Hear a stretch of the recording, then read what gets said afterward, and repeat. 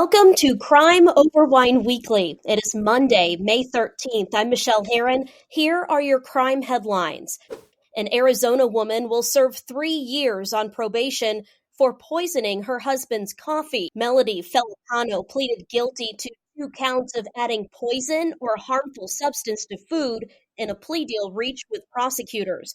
She was arrested last year after her husband, Roby Johnson, who serves in the U.S. Air Force, accused her of poisoning his coffee on multiple occasions. After her sentencing, her attorney told the judge her client suffered from anxiety and depression and detailed a toxic marriage. In handing down his sentence, the judge said the victim asked the court to sentence Melody to probation and mental health treatment. Roby Johnson said he noticed his coffee tasting bad while stationed in Germany, and he said he started buying chemical testing strips which showed traces of bleach. Roby collected multiple videos which showed Melody taking bleach, pouring it into a container, and then walking over to the coffee maker and pouring it inside.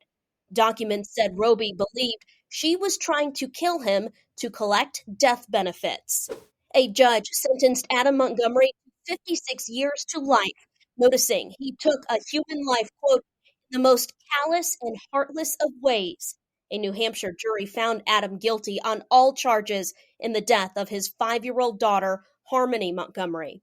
Prosecutors believe Adam beat Harmony to death in December of 2019, while Adam and his wife, Kayla, were living in a car with the couple's other children. Kayla told police that Adam was upset because Harmony would frequently have accidents in the car. Investigators say over the next several months, Adam and Kayla moved Harmony's body from the car to banks of snow to a cooler to a ceiling vent and a walk-in freezer to conceal her death. In 2020, Adam rented a U-Haul and took the bag with Harmony's remains to dispose of them. Harmony's body has never been found. We are learning new details in the death of a nursing student on the University of Georgia campus. Jose Ibarra is accused of killing Laken Riley in February while she was on a jog on campus. An indictment accused Ibarra of trying to rape Riley, asphyxiating her and seriously disfiguring her head by striking her head multiple times with a rock. We are now learning Ibarra is accused of spying on a woman in an apartment at a UGA Village housing complex the same day Riley was killed. The apartment is located across the street from where Riley was running when she was killed. Hello, everyone, and thank you for joining us for this very special edition of Crime Over Wine Weekly, Mother's Day edition.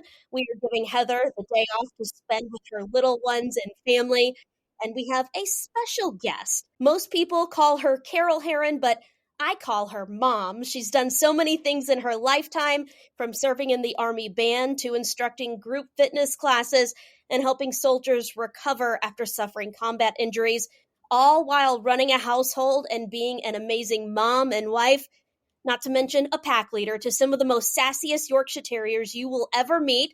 So thank you for joining us on Crime Over Wine Weekly, Mom. Welcome. How does it feel? Actually, this is one of the weirdest things I can add to my resume, Michelle. What makes it so weird? I'm in my craft room where normally I'm crafting on my Cricut and scrapbooks and designing designs and doing what I do, but I've never done a podcast. Yes, so we turned the craft room into a makeshift studio using, cardboard boxes and anything that we can sit on and prop things up, all to make this work. But hey, you got to do what you got to do. I think I got that from my mom. I would say so. You're correct. So the glasses of wine are right here. So let's talk about it. So we are recording this week's episode, as you probably put together, in my hometown of Clarksville, Tennessee. One of my favorite memories growing up here is during the summertime on Saturday nights, my parents and other couples and families, we would all get together and go to the local winery to an event called Jazz on the Lawn. And they would have live music, jazz, as you'd probably guess, and you'd bring lawn chairs and blankets and just relax and enjoy being together and being outside. The adults would obviously drink wine. Us kids would run around the vineyards and, just really enjoy being outside and being free. So I paid a visit to Beachaven Vineyards and Winery in Clarksville, Tennessee, when I first got into town for this visit, and I picked up one of their wines for us to try on this week's episode. And Mom, when you heard that I got a Beachaven wine, you were like, well, I've had them all, but I found one that you have not had. It is called Peach Charma. It is a new wine that they offer, and it's so new that they actually don't have a description about it on their website, but it is a sparkling wine. My mom really likes things like Prosecco and maybe some Brutes, like something that's more on the lighter but sparkling side. And so that was why I picked this. And from the girl that I was speaking with when she was checking me out when I got this bottle, she said, when you first hear of peach, you think of sweet, but she says that is not so much the case with this one. So let's see if they're right, Mom. Cheers. Ooh. First things off, I didn't expect the bubbly. I told you it was bubbly. But I just wasn't expecting that. But it's not as sweet as you would expect with the peach, as you said. It is very mellow and easy to just sip on and taste. This is definitely a good jazz on the lawn summertime treat here. When you think of peach, you really do think of sweet, but that's not, it's just enough peach for you to taste it. And I feel like the bubbles balance it out a little bit. It is honestly kind of a full body. It's not real light. It when you roll it around the glass, there's some body to it, but it is a very nice flavor. As familiar as I am with a lot of their products over there, and many that I have tasted, I've got to say this will be one in the house for the Herons. I got to say, I like it.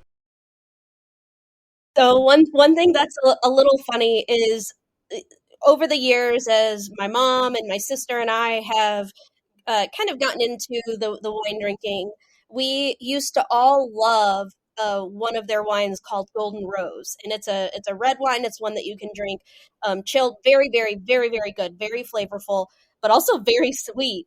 And we couldn't get enough of that. But now all of our palates have changed so much. Grapes have changed, and as the environment here, the climate has changed, so has the wine, and it has become sweeter. I have talked with, as I've gone in for wine tastings, they have said that particular wine has changed over the years, as many of their wines do. No wine is exactly the same from year to year to year. So, but this is very nice. It will be in the Heron house.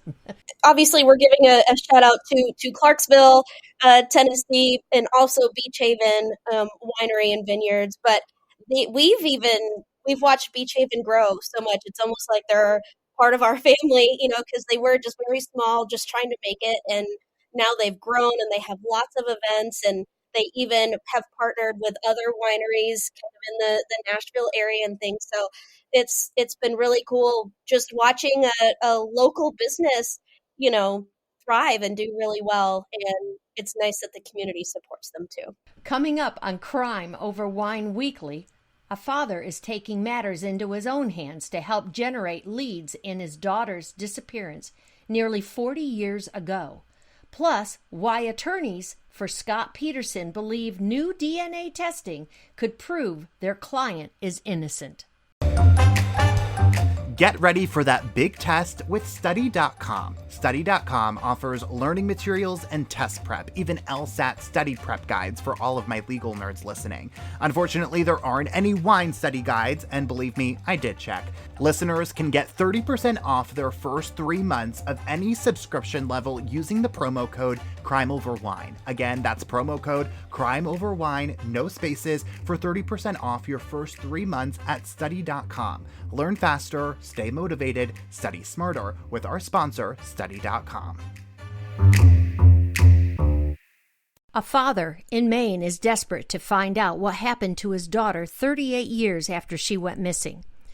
Kimberly Moreau was 17 years old when she was last seen at her home around midnight on May 9th, 1986. Police say Kimberly was with someone when she had met earlier that day and hasn't been seen since.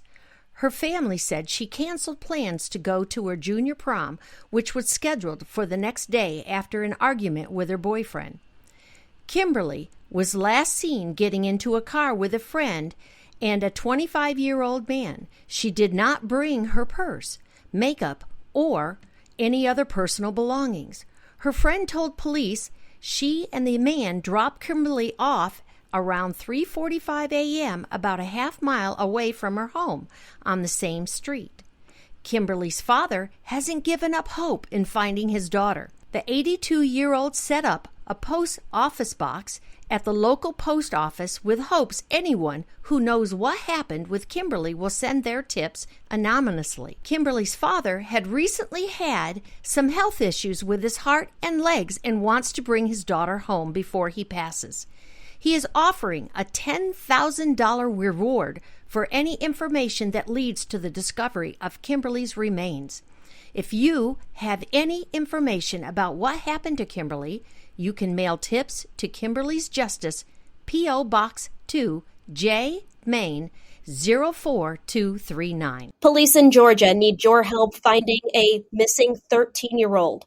The teenager has been missing, and she's only been identified by her first name, Harmony. She was last seen on last Sunday leaving the Hillendale Drive area in Lithonia. She is described as 5 feet 8 inches tall, about 160 pounds, with brown eyes, black hair, and glasses. She was wearing a black cropped sweater, blue jeans, and black and white shoes before she went missing. If you have any information about Harmony, call the DeKalb County Special Victims Unit at 770-724-7710. Pretty interesting case this week, and it's one that we have followed here on Crime Over Wine Weekly. We're talking about Scott Peterson. The defense wants new DNA tests in the Scott Peterson case. The Los Angeles Innocence Project took on Peterson's case back in January. He is currently serving life without parole in the murders of his wife Lacey and their unborn son. Lacey was 27 when she disappeared on Christmas Eve in 2002.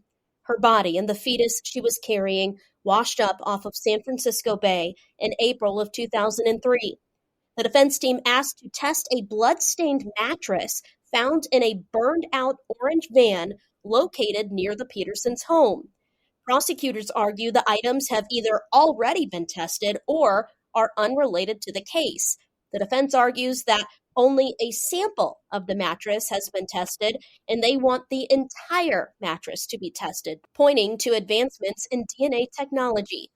Peterson was sentenced to the death penalty in 2005, but the sentence was overturned in 2020 when the California Supreme Court ruled that potential jurors in the case were improperly dismissed because they said they personally disagreed with the death penalty, but would be willing to impose it by following facts and the law. The hearing to address the DNA request is set for May 29th. And Mom, I know this is one that you have also followed. I remember watching this case on TV as it unfolded, and lots of people all over the country were trying to find Lacey and the unborn son, and there was just a lot of speculation that Scott did it because of kind of how he was acting. He was just all over the place, and his demeanor about the whole thing. It number one, crimes like this on television, it was new then. The media didn't cover a whole lot of stuff like that. And the fact that, it just shocked us all. And it kind of held America to its end. And any little bit of information that we got, we were just, surprised, shocked. And as it unfolded, we just couldn't believe it. But yeah, in our eyes, I'm going to be honest, we all knew something was going on. I mean, he dyed his hair, he bleached his hair, and it was weird. He had gone on a fishing trip while the search was going on for Lacey, and a lot of people connected the dots that, maybe he had something to do with it because of that fishing trip, and then, her remains washing up in the bay. That's where a lot of people drew that connection. And just he's maintained his innocence all of these years, and he's still to this day. Now, one thing, and this is seems to be a sticking point with the defense, is there was like a burglary at like a neighbor's house around the same time that Lacey went missing, and so the defense has really kind of stayed on, are these related with that? And so that is kind of where this orange van comes in with this mattress, this blood-stained mattress. So the defense is trying to connect all of those, and they're saying, we need more testing to be done. But the state is saying these aren't related. We're not going to waste time and money. They're not related. But at the same time, when someone's life is on the line, and, whether it be the death penalty or spending the rest of your life in prison, don't you think that all evidence should be tested? I guess if it were my son, I would say yes. And people do deserve the right, but on the other hand, I don't know how much of it was tested. I don't have all the facts of what was done at that time. So yes, DNA has changed. And it'll be interesting to see at the end of May kind of what the judge decides after he hears the arguments from attorneys on both sides of this case as to whether or not he'll allow the entire mattress to be tested. And a lot more to tell you about in this episode of Crime Over Wine Weekly, why the family of a Pennsylvania man are desperate to find out what happened to their loved one after the man he met online ended up dead. Plus, the death of a Myrtle Beach pastor's wife has many speculating. We take a deeper look into what happened to Mica Miller when we come back.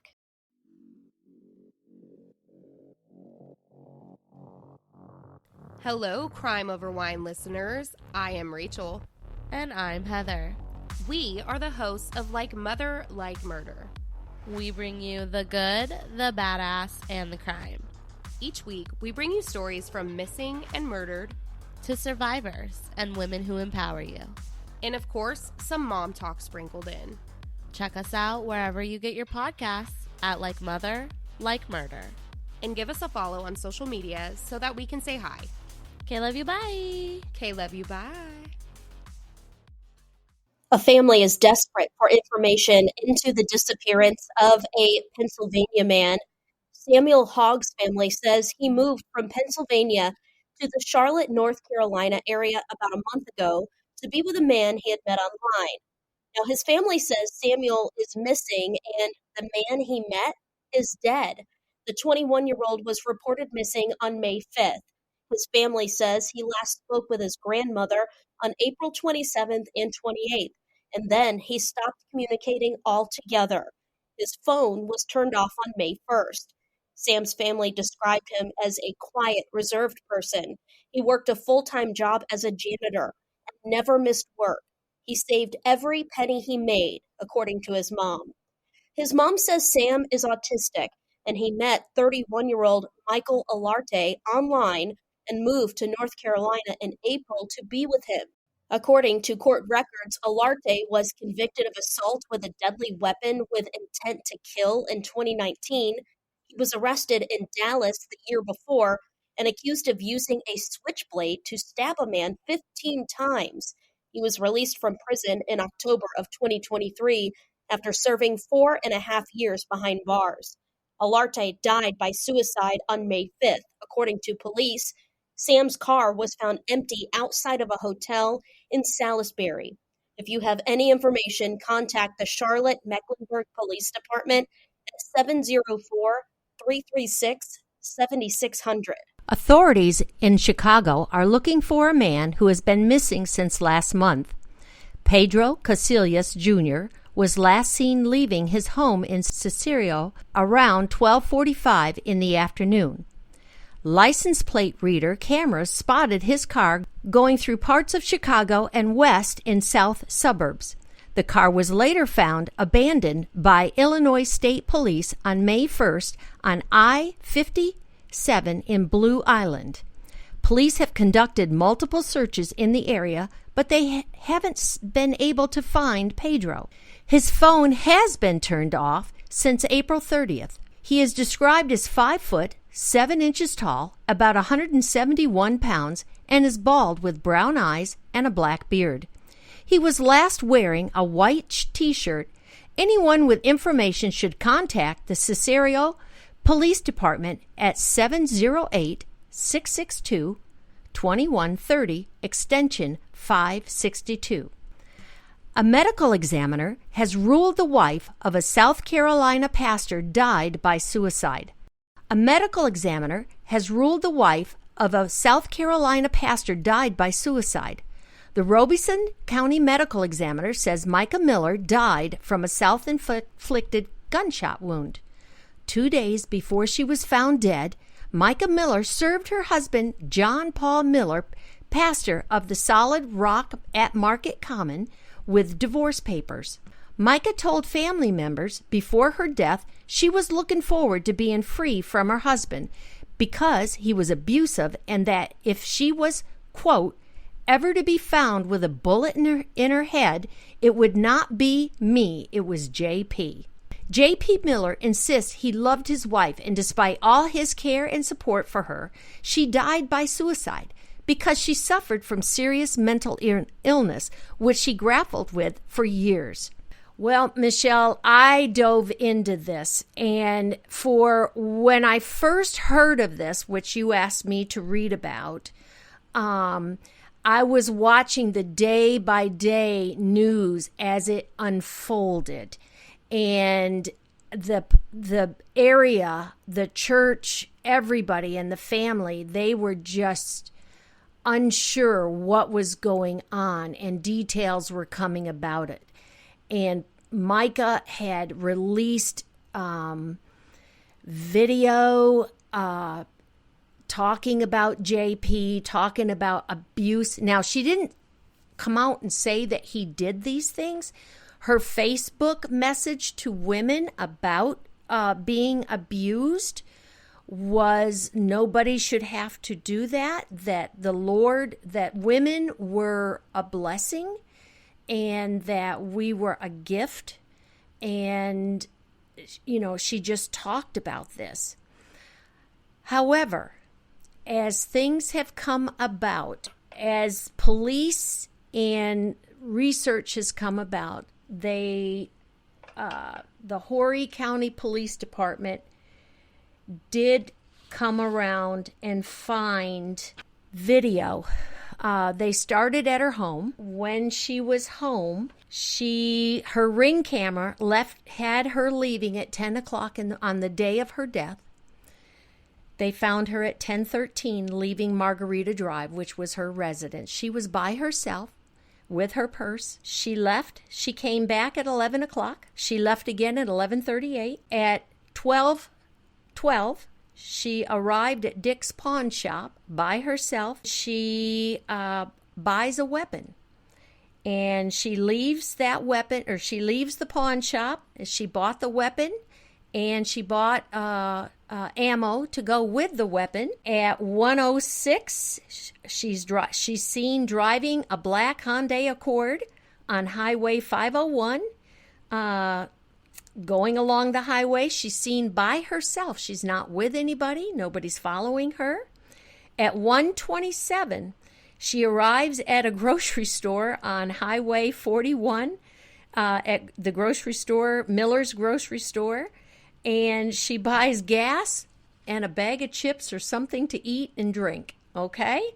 She eats and drinks it. She's by herself. At 2:54, she makes a 911 call, and she asks if her phone could be located, and she then threatens suicide by herself.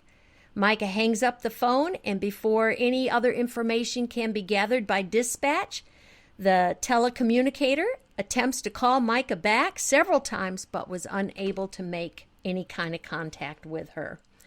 At 3:03, Mica is unable to be found, and it wasn't a short time after that a person that was fishing found her body. Well, first he found a bag with the contents of her purse in the water, and he found that, and then just a moment later he found her body. Because of all the video and all of this stuff that was found, they know that nobody else. Now, where was John Paul at the time? Well, the divorce papers, John Paul had moved on with his life. He was already seeing another young lady. We will keep her name out of this at this time. She hasn't been charged with anything. But he was at a sporting event in another state. He was with her. He had spent the night with her. And the police have ruled and said that he was not a part of this. They have not found anybody else to be tied or paid or anything like that to what has gone on. I think a lot of, obviously the things that Mica had told her family and her friends and shared on social media, there was that, but also one of the sermons that J.P. Miller had given kind of right after when he announced that she had passed, it just kind of came off a little odd, and I think that's played into a lot of the speculation as to what happened here. And there were several videos and pictures of him out with the other woman, while still a lot of people in that community knew that he was married. And Mica had attempted suicide before, and every time when she was going through the healing process, he had done it all through the church in front of the congregation, and it was very visible through the congregation what had gone on. And so many people, felt for her, and he kind of, however he handled it that way, it wasn't probably the best. Kind of in the days leading up to Mica's death, her tires had been slashed multiple times, where they had even found that it was done by devices like that you can buy offline that will slash someone's tires. Right. And tracking devices were found on her car. So I don't think that it's far off for her to feel like her sense of security had been taken. She reported this, and she said not once, but twice. And then she actually went to the police department, and they did find a tracking device on the car. But when they investigated all that, there was no fingerprints. There was nothing they could track that back to him. And so they had to let that go. There was nothing that they could, they said, well, how do we know you didn't do that? And it just made her, she just felt victimized. And so she just felt like there's nothing I can do. So he definitely knew how to feed into her mental stress and what her illness was. He knew how to contribute to it. And they have since let him take a hiatus, and who knows how long. It has not been revealed or let out. They just said, you need time to heal. This needs to blow over. We don't want the church to be involved in this. It's definitely a sad situation, but I hate that it ended the way that it did, but if someone shares with their family, if something ever happens to me, it was this person, that deserves to be investigated to the fullest. And I do feel like that was done, after the fact. Her sister still believes that he did indeed have something to do with it. And her sister and family are not going to let it rest. They're still going to look for unturned stones. They're going to continue to look and not give up for her. She was a beautiful woman. Anybody, even the husband, his statements were, oh, she's beautiful. She's a wonderful wife. She's, her faith in the Lord was just unbelievable. And so we'll see if something else turns up. We'll keep you all posted on Crime Over Wine. As we've been sitting here sipping on this peach Charma from Beachaven Winery in Clarksville, Tennessee. What do you think, Mom? I'm definitely liking it. Michelle's a faster drinker than I am. I will say that. I'm used to doing these podcasts, so we had a lot of interesting cases this week. I think, not only with Mica Miller, because so many people jumped on that, and I know I saw it all over social media, but also like Scott Peterson and some of our headlines with learning, the case about Harmony Montgomery. That was a tragic one that we covered here, knowing that her dad, he was already serving a lengthy sentence for unrelated convictions, but now knowing that, justice has been served for Harmony, I think that is good. And even Jose Ibarra in the Lincoln Riley case, that's been a big case in Georgia, also in the Chattanooga area, and learning that he's also charged, looking at peeping Tom charges in the same day that he has been charged in this murder. It's crazy. It's been a busy week. It has been. I'm glad for the wine. All right. Well, Mom, thank you for joining us this week on Crime Over Wine Weekly. And for all of you listening, thank you so much. If you can't get enough of Crime Over Wine Weekly, follow us on Facebook, Twitter, and Instagram. And we'll see you next Monday for the next episode of Crime Over Wine Weekly.